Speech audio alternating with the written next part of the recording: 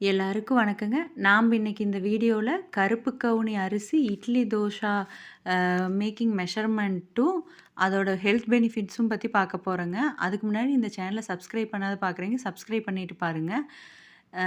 இந்த இட்லி தோசா மேக்கிங்க்கு பார்த்தீங்கன்னா, 2 கப்பு இட்லி அரிசியும், 1 கப்பு கருப்பு கவுனி அரிசியும், 3/4 கப்பு உளுந்தும், 1 ஸ்பூன் வெந்தயம் எடுத்துக்கிறேங்க. நல்லா அத வாஷ் பண்ணி 6 மணி நேரம் நல்லா ஊற வச்சு அரைச்சு எடுத்துக்கிறேங்க. அரைச்சத வந்து நல்லா உப்பு போட்டு 8 மணி நேரம் அ புளிக்க வச்சு எடுத்துக்கிறேங்க. அதில வந்து இட்லி தோசை ஊத்துனா, நார்மல் இட்லி தோசை மாரியே நல்லா சாஃப்ட்டாவும், தோசாக்கு நல்லா கிரிஸ்பியாவும் வருங்க. இப்போ கருப்பு கவுனி அரிசியோட ஹெல்த் பெனிஃபிட்ஸ் பார்த்தீங்கன்னா, மூளையோட செயல்பாட்டுக்கு வந்து ரொம்பவே உதவுதுங்க.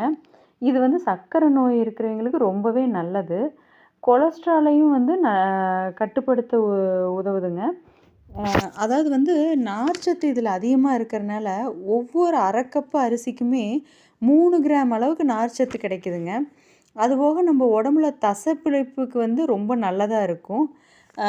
இவ்வளோ ஹெல்த் பெனிஃபிட்ஸ் இருக்கிற கருப்பு கவுனி அரிசிய டெய்லி ஒரு வேளையாச்சும் எடுத்துக்கலாங்க. நார்மலா நம்ம கஞ்சியா வச்சு குடுத்தா, குழந்தைங்க குடிக்கிறது அவ்வளோக்கா குடிக்க மாட்டாங்க. அதுக்காக இப்படி இட்லி, தோசாவா செஞ்சு குடுக்கையில அவங்களும் சாப்பிட்டுக்குவாங்க. நம்மளுக்கும் ஹெல்த்தியா குடுத்த மாரி இருக்குங்க.